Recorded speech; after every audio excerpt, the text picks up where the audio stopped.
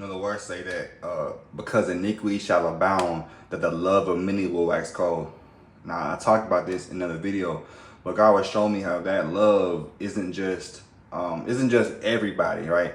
He's specifically talking about believers, right? The love of many of those who follow him will wax cold because of the abundance of iniquity. Now, to go more in detail about that, he's showing me how, like, when you go, you can only go through so much before you have breakdowns, right? To love God, right? To have the fear of God in your heart is to hate evil. It vexes you, right? But in the midst of all that hate and evil, and in the midst of being on fire for God, don't forget what's most important, right? Is that the glory of God being seen in your life. There's nothing more important than that. There's nothing more important than people seeing the wisdom, than seeing the faith, right? Seeing what your faith does, seeing what you proclaim to believe, what you say God will do, what you say God will do in your life, right? What you witness of God in your life come to pass. Like let God have his perfect work in you, beginning with your heart and with your mind. You know how they say, love the sinner but hate the sin. You know, there's people come against it, like, nah, that's not what, you know, God hates the sinner. You know, he doesn't hear the prayer of the sinner, all that stuff, right? And there's some who want to be like, we're all sinners. We're not on that, right?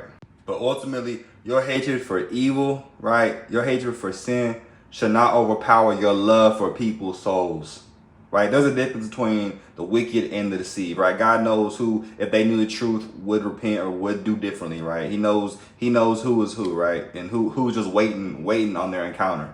Who's just waiting on that word, on that testimony to help them see that there's another way, there is light. You know, God was showing me too how some people, they use, oh, I don't want to be tempted as an excuse to avoid the lost. It said, don't stand in the path of sinners and see the scornful, and you know how Psalms goes. But ultimately, you don't know, God knows who's wicked, right? That's why he says to be faithful, because you don't know. Yeah, God will show you when give you revelation. Okay, knock the dust off your feet, keep it moving, right? God, people expose themselves and what they intend, right? And sometimes you just gotta plant a seed. But it's not for you to determine who's wicked, who will repent, right? Who's gonna eventually change, and who's really listening, who's not, right? I've had people years later be like, man, you know, when you sat down and just listened to my story, man, that really helped me, man. And they, you know, people that they're believers now, right? Based off of just showing them love. You know, what I realize is a lot of times when we make those excuses not to put ourselves in those situations to be witnesses and evangelists and you know, being bold about our faith, it's really fear at the root of that. We're calling it, oh, we're just trying to be wise. We're just trying to, you know, not tread on dangerous ground. When really it's just fear. You're afraid. You're afraid of shining your light. You're afraid of their opinions, their thoughts, and their responsibility.